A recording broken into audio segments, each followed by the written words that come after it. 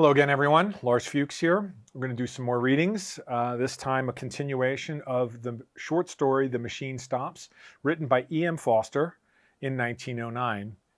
If you're just joining me now for the first time, I'm about to read chapter 2 of that book, so I suggest you go back and look for the previous chapter, chapter 1 of The Machine Stops. For now, I will be reading chapter 2, The Mending Apparatus.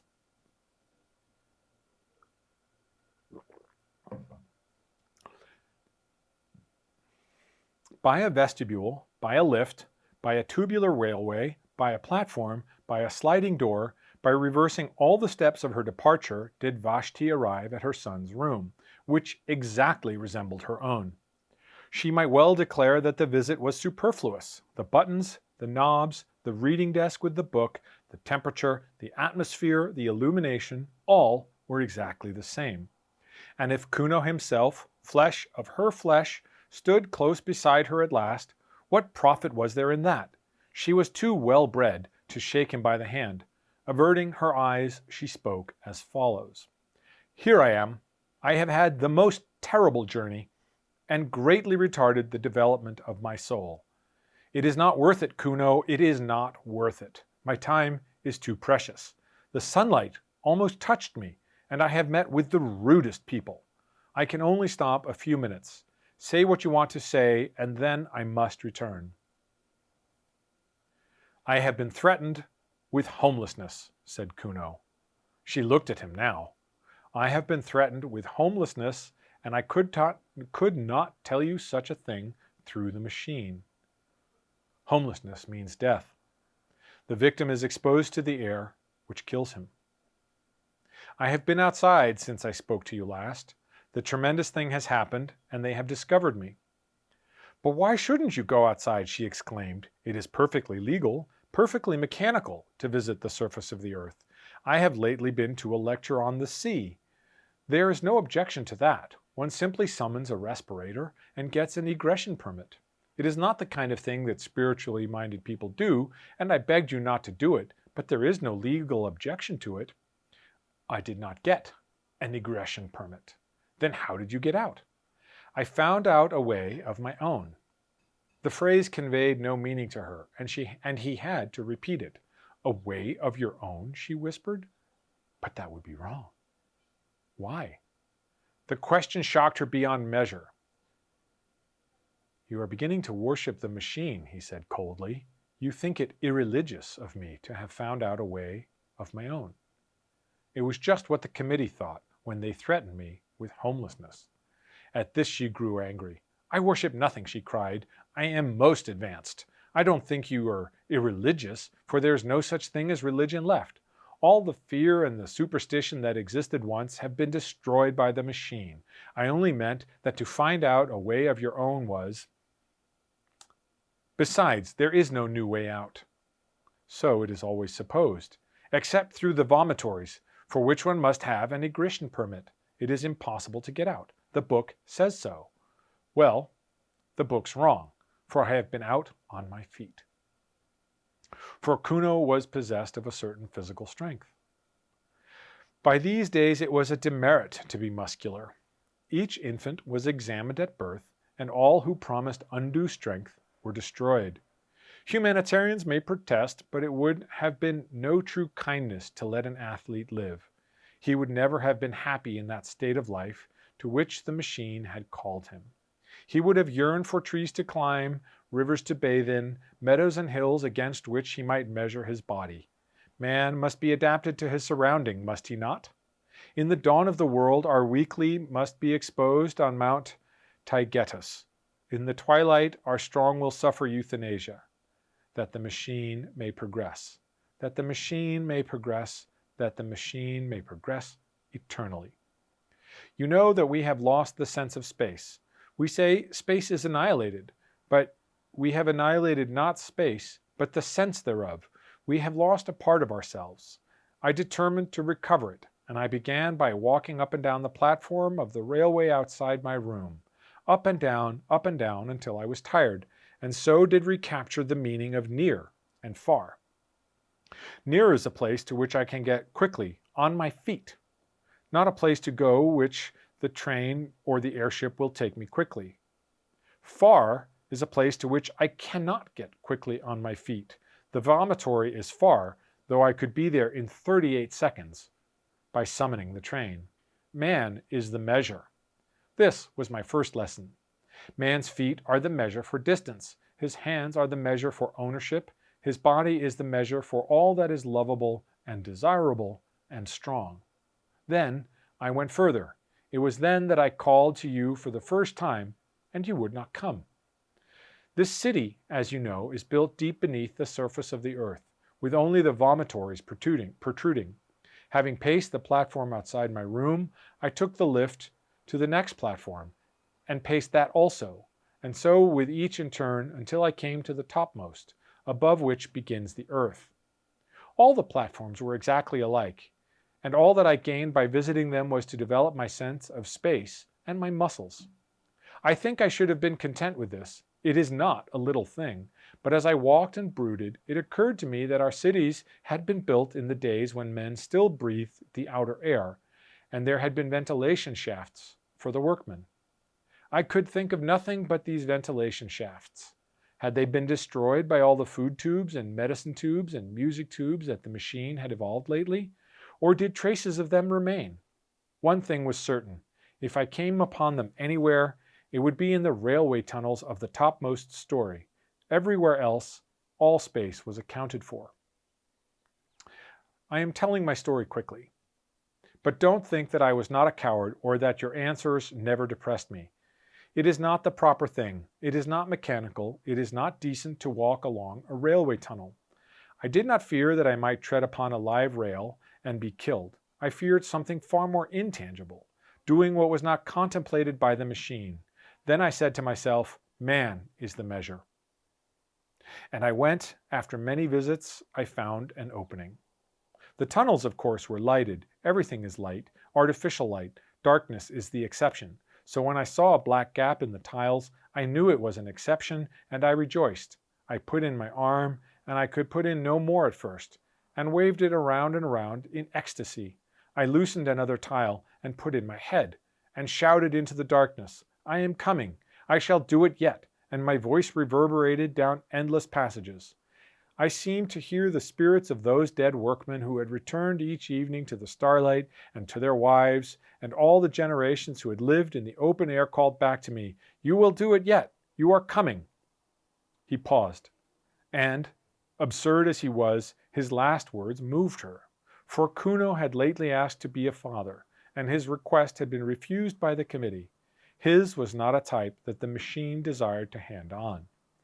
Then a train passed. It brushed by me, but I thrust my head and arms into the hole. I had done enough for one day, so I crawled back to the platform and went down in the lift and summoned my bed. Ah, what dreams! And again I called you, and again you refused. She shook her head and said, Don't talk of these terrible things. You make me miserable. You are throwing civilization away. But I had got back the sense of space, and a man cannot rest then. I determined to get in at the hole and climb the shaft, and so I exercised my arms. Day after day I went through ridiculous movements until my flesh ached, and I could hang by my hands and hold the pillow of my bed outstretched for many minutes. Then I summoned a respirator and started. It was easy at first. The mortar had somehow rotted, and I soon pushed some more tiles in and clambered after them into the darkness, and the spirits of the dead comforted me. I don't know what I mean by that. I just say what I felt. I felt for the first time that a protest had been lodged against corruption, and that even as the dead were comforting me, so I was comforting the unborn. I felt that humanity existed, and that it existed without clothes. How can I possibly explain this? It was naked. Humanity seemed naked, and all these tubes and buttons and machineries neither came into the world with us, nor will they follow us out, nor do they matter supremely while we are here. Had I been strong, I would have torn off every garment I had and gone out into the outer air unswaddled. But this is not for me, nor perhaps for my generation.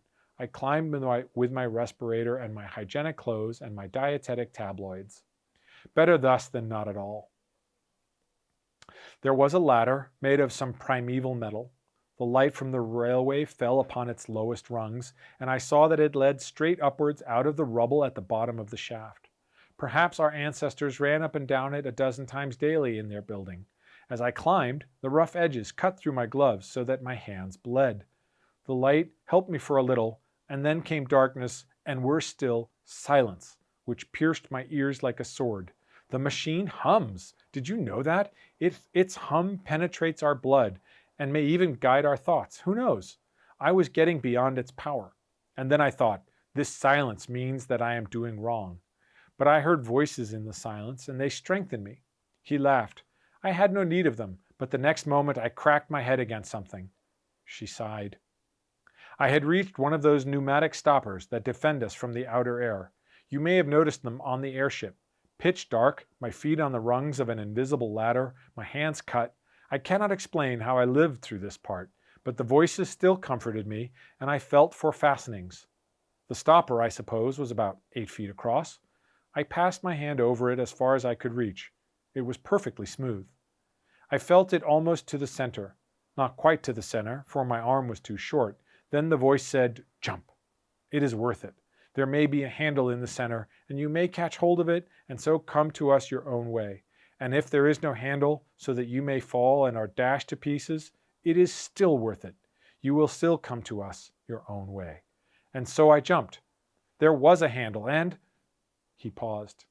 Tears gathered in his mother's eyes. She knew that he was fated. If he did not die today, he would die tomorrow. There was not room for such a person in the world. And with her pity, disgust mingled. She was ashamed at having borne such a son, she who had always been so respectable and so full of ideas. Was he really the little boy to whom she had taught the use of his stops and buttons, and to whom she had given his first lessons in the book? The very hair that disfigured his lip showed that he was reverting to some savage type. On atavism, the machine can have no mercy. There was a handle, and I did catch it. I hung tranced over the darkness and heard the hum of these workings as the last whisper in a dying dream. All the things I had cared about and all the people I had spoken to through tubes appeared infinitely little. Meanwhile, the handle revolved. My weight had set something in motion, and I span slowly. And then... I cannot describe it. I was lying with my face to the sunshine. Blood poured from my nose and ears, and I heard a tremendous roaring. The stopper, with me clinging to it, had simply been blown out of the earth, and the air that we make down there was escaping through the vent into the air above. It burst up like a fountain. I crawled back to it, for the upper air hurts. And, as it were, I took great sips from the edge. My respirator had flown goodness knows where. My clothes were torn. I just lay with my lips close to the hole, in the grass. I will speak of it in a minute. The sun shining into it, not brilliantly, but through marbled clouds. The peace, the nonchalance, the sense of space, and, brushing my cheek, the roaring fountain of our artificial air. Soon I spied my respirator bobbing up and down in the current high above my head, and higher still were many airships. But no one ever looks out of airships, and in any case they could not have picked me up. There I was, stranded. The sun shone a little way down the shaft and revealed the topmost rung of the ladder, but it was hopeless trying to reach it. I should either have been tossed up again by the escape, or else have fallen in and died. I could only lie on the grass, sipping and sipping, and from time to time glancing around me.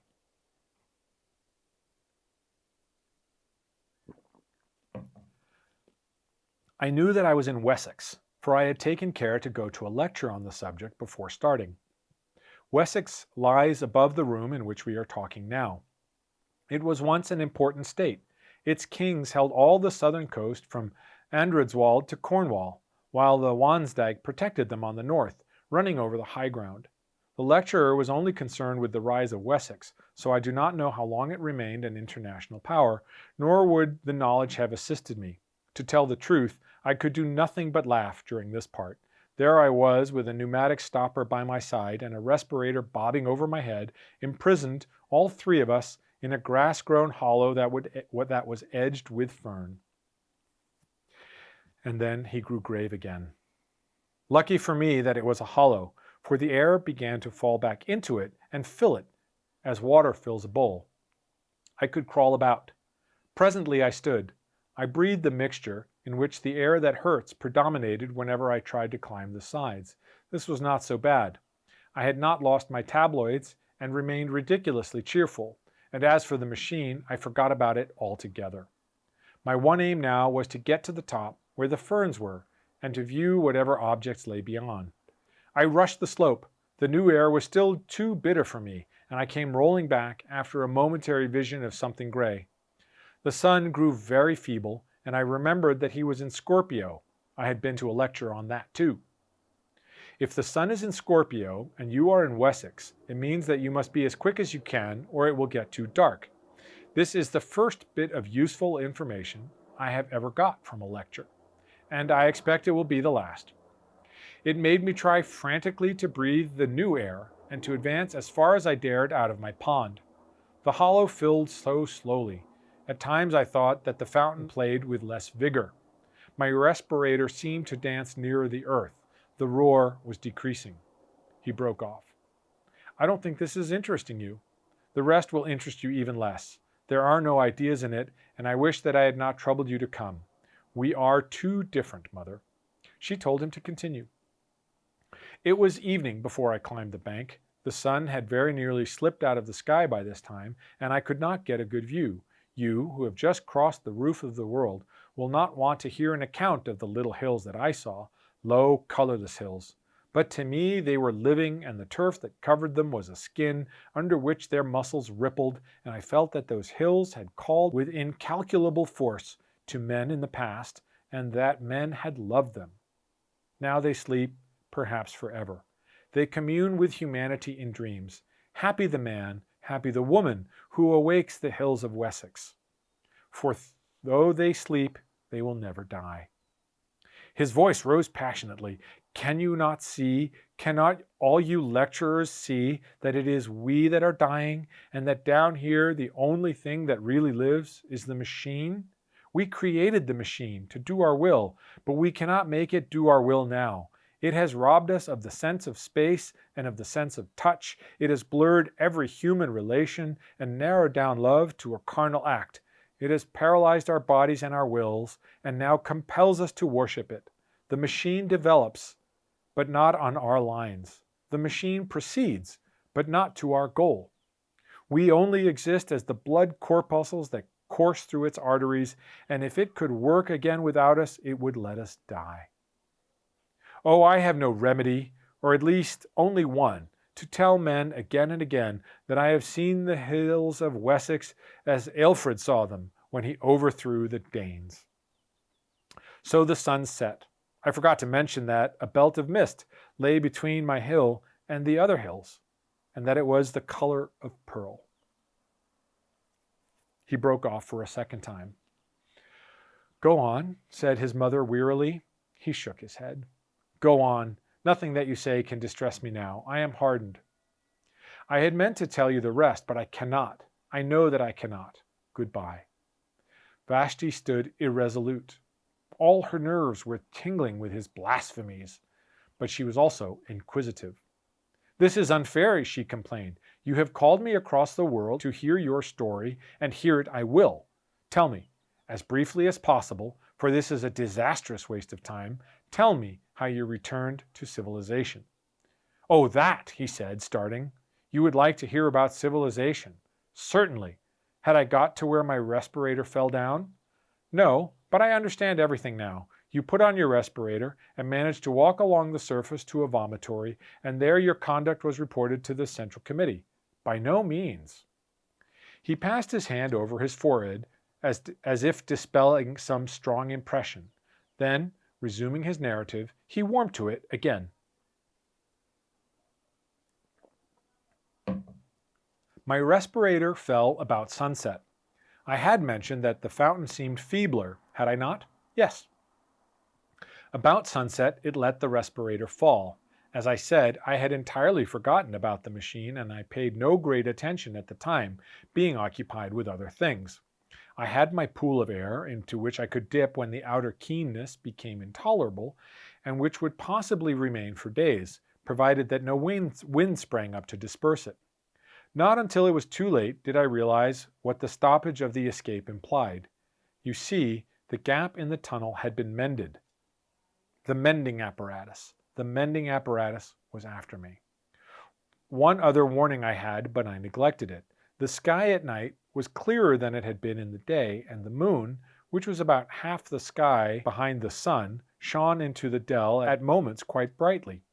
I was in my usual place, on the boundary between the two atmospheres, when I thought I saw something dark move across the bottom of the dell and vanish into the shaft. In my folly I ran down. I bent over and listened, and I thought I heard a faint scraping noise in the depth. At this, but it was too late, I took alarm. I determined to put on my respirator and walk right out of the dell. But my respirator had gone. I knew exactly where it had fallen, between the stopper and the aperture, and I could even feel the mark it had made in the turf. It had gone, and I realized that something evil was at work, and I had better escape to the other air, and if I must die, die running towards the cloud that had been the color of pearl. I never started. Out of the shaft, it is too horrible. A worm, a long white worm, had crawled out of the shaft and was gliding over the moonlit grass. I screamed. I did everything that I should not have done. I stamped upon the creature instead of flying from it, and it at once curled round the ankle. Then we fought. The worm let me run all over the dell, but it edged up my leg as I ran. "Help!" I cried. "That part is too awful. It belongs to the part you will never know." "Help!" I cried. "Why cannot we suffer in silence?" "Help!" I cried. Then my feet were wound together. I fell. I was dragged away from the deer ferns and the living hills, and past the great metal stopper. I can tell you this part. And I thought it might save me again if I caught hold of the handle. It also was enwrapped. It also. Oh, the whole dell was full of things. They were searching in it in all directions. They were denuding it, and the white snouts of others peeped out of the hole, ready if needed. Everything that could be moved they brought. Brushwood, bundles of fern, everything. And down we all went, intertwined into hell. The last thing that I saw ere the stopper closed after us were certain stars, and I felt that a man of my sort lived in the sky. For I did fought. I fought till the very end, and it was only my head hitting against the ladder that quieted me. I woke up in this room. The worms had vanished. I was surrounded by artificial air, artificial light, artificial peace, and my friends were calling me down speaking tubes to know whether I had come across any new ideas lately. Here his story ended. Discussion of it was impossible, and Vashti turned to go. "It will end in homelessness," she said quietly. "I wish it would," retorted Kuno. "The machine has been most merciful. I prefer the mercy of God." "By that superstitious phrase, do you mean that you could live in the outer air?" "Yes." "Have you ever seen round the vomitories the bones of those who were extruded after the Great Rebellion?" "Yes." "They were left where they perished for our edification. A few crawled away, but they perished too. Who can doubt it? And so with the homeless of our own day. The surface of the earth supports life no longer. Indeed, ferns and a little grass may survive, but all higher forms have perished. Has any airship detected them? No. Has any lecturer dealt with them? No. Then why this obstinacy? "Because I have seen them," he exploded. "Seen what?" "Because I have seen her in the twilight. Because she came to my help when I called. Because she too was entangled by the worm, and luckier than I, was killed by one of them, piercing her throat." He was mad. Vashti departed, nor, in the troubles that follow, did she ever see his face again. That concludes Chapter 2 of The Machine Stops by E.M. Forster. Thanks for watching. I hope you enjoyed it. As always, if you have any comments or suggestions, please leave them, and come back next time for Chapter 3 of The Machine Stops.